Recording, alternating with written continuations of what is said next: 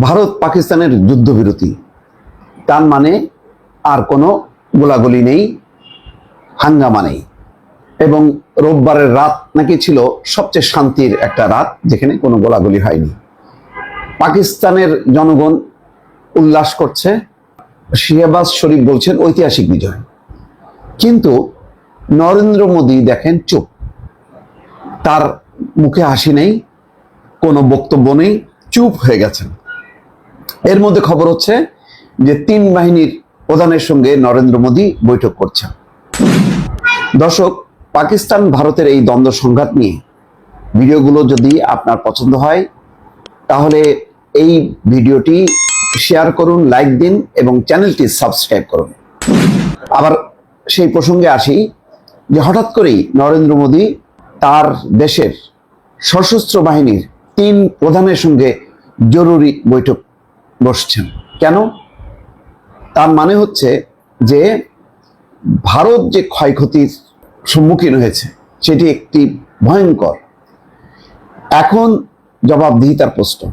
রাহুল গান্ধী বলছেন যে জবাব দিতে হবে, পার্লামেন্টে আলোচনা ডাকুন, আলোচনায় বসুন এবং আমরা জানতে চাই কেন যুদ্ধবিরতি, হঠাৎ করে কেন যুদ্ধবিরতি, কোন প্রেক্ষাপটে যুদ্ধবিরতি এবং এই যুদ্ধে আসলে ভারতের অর্জনটা কি, ভারতের অর্জনটা কি, এই ব্যাখ্যা একটা কঠিন অবস্থার মধ্যে পড়েছে। সেই কারণে পরবর্তী পরিস্থিতি, অর্থাৎ পাকিস্তানকে ছাড় দিতে হবে। সিন্ধু নদের চুক্তি একতরফাভাবে স্থগিত করেছে ভারত, সেটাকে ছাড় দিতে হবে, তা নাহলে খবর আছে। অর্থাৎ উত্তেজনা এখন আর জিয়ে রাখা যাবে না। যেই ক্ষয়ক্ষতি হয়েছে ভারতের, সেই ক্ষয়ক্ষতির পরিমাণটা কি, এই ব্যাপারে তারা দেশের জনগণকে কি বলবে, বিরোধী দলকে কি ব্যাখ্যা দেবে, অথবা এই পরিস্থিতি কেন হলো, কোন প্রেক্ষিতে হলো, এত ভয়ঙ্কর একটা পরিস্থিতির মধ্যে পড়লো কেন, আঘাত করতে যে প্রত্যাঘাতটা হয়ে গেল সবচেয়ে বড় কেন, এই বিষয়টি বোঝার জন্যই সম্ভবত নরেন্দ্র মোদী 3 বাহিনীর প্রধানের সঙ্গে বৈঠক করেছেন। সেই খবরে বলা হচ্ছে নরেন্দ্র মোদী তার নিজের বাসভবনে উচ্চ পর্যায়ের নিরাপত্তা বৈঠকে বসেছেন ভারতের প্রধানমন্ত্রী নরেন্দ্র মোদী। বৈঠকে 3 বাহিনীর প্রধান এবং প্রতিরক্ষা মন্ত্রী রাজনাথ সিং উপস্থিত রয়েছেন। এছাড়া সিডিএল অনিল চৌহানও সেখানে উপস্থিত আছেন বলে জানা গেছে। সোমবার এক প্রতিবেদনে এই তথ্য জানিয়েছে ভারতীয় সংবাদ মাধ্যম এনডিটিভি। সংবাদ মাধ্যমটি বলছে, সোমবার নরেন্দ্র মোদীর দিল্লির বাসভবনে উচ্চ পর্যায়ের এই নিরাপত্তা বৈঠকে উপস্থিত রয়েছেন প্রতিরক্ষা মন্ত্রী রাজনাথ সিং, পররাষ্ট্রমন্ত্রী S Jaishankar, chief of defence staff general Anil Chauhan এবং 3 বাহিনীর প্রধান সেনাপ্রধান জেনারেল উপেন্দ্র দ্বিবেদী, নৌবাহিনীর প্রধান অ্যাডমিরাল দীনেশ কে ত্রিপাঠী এবং বিমান বাহিনীর প্রধান air chief marshal Amarpreet Singh.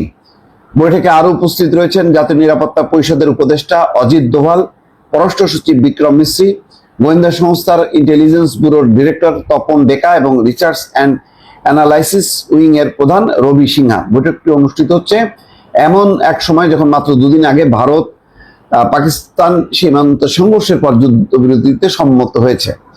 4 দিন পাল্টাপাল্টি হয়েছে উত্তেজনা, কিন্তু যেদিন পাকিস্তান চরমভাবে আঘাত হানে সেই দিন বিকেল বেলায় যুদ্ধবিরতি। তার মানে ওই ধাক্কাটা ভারত আর বহন করা সম্ভব হয়নি।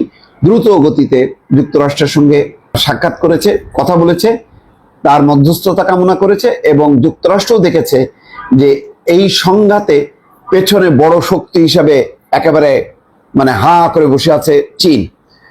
ইতিমধ্যে চীনের প্রযুক্তি ব্যবহার করে ভারতের ভয়ঙ্কর ক্ষয়ক্ষতি হয়েছে। এখন দেখেন পাকিস্তানে কিন্তু কোনো বৈঠক নেই, নিরাপত্তা সংক্রান্ত অন্যান্য সমস্ত বৈঠক শেষ, কিন্তু ভারতের কিন্তু উদ্বেগ উৎকণ্ঠা কাটছে না। কেননা এখন ভারতকে ছাড় দিতে হবে।